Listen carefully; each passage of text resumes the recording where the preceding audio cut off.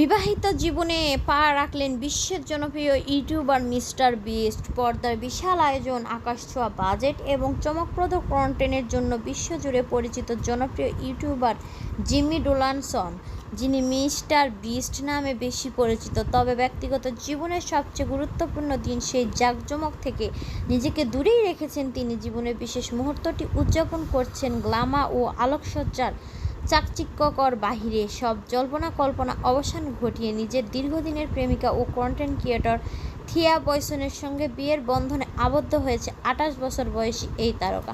মঙ্গলবার 21শে জুলাই সামাজিক মাধ্যমে ইনস্টাগ্রামে বিয়ের ছবিগুলো ভক্তদের সঙ্গে শেয়ার করে নেন মিস্টার বিস্ট। ছবির ক্যাপশনে তিনি লেখেন, আমি মিসেস বিস্টকে খুঁজে পেয়েছি এবং এটি ছিল আমার জীবনের সেরা দিন। পর্দায় লাখ লাখ ডলারের জমকালো প্রজেক্ট দেখালেও নিজের জীবনসঙ্গীকে আপন করে নেওয়ার আয়োজনে কোনো আড়ম্বর চাননি এই তারকা। দুই পরিবারের সদস্য ও অতি ঘনিষ্ঠ কিছু প্রিয়জনের উপস্থিতিতে সম্পূর্ণ ব্যক্তিগত ও নিরিবিলি এক পরিবেশে সম্পূর্ণ হয় তাদের এই পরিণয়।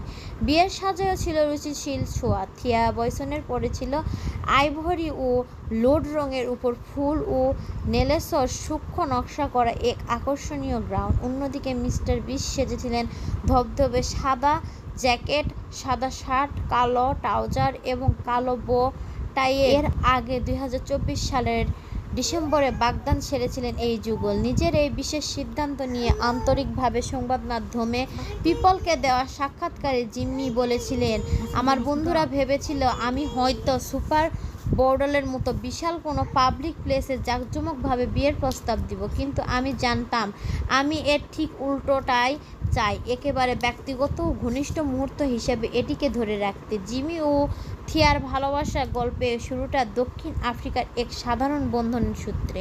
পরিচয়ের পর সামাজিক মাধ্যম এক্সে, সাবেক টুইটার, থিয়াকে বার্তা পাঠান মিস্টার বিস্ট। সেখানে তিনি থিয়ার লেখা বই দ্য ম্যাক্স চিলড্রেন পড়ার ইচ্ছা প্রকাশ করেন। সেই সামান্য আলাপ পরিচয় একসময় রূপ নেয় গভীর প্রেমে। সম্পর্কের 1 বছর পূর্ণ হওয়ার পর থিয়াকে বিয়ের প্রস্তাব দেন জিমি।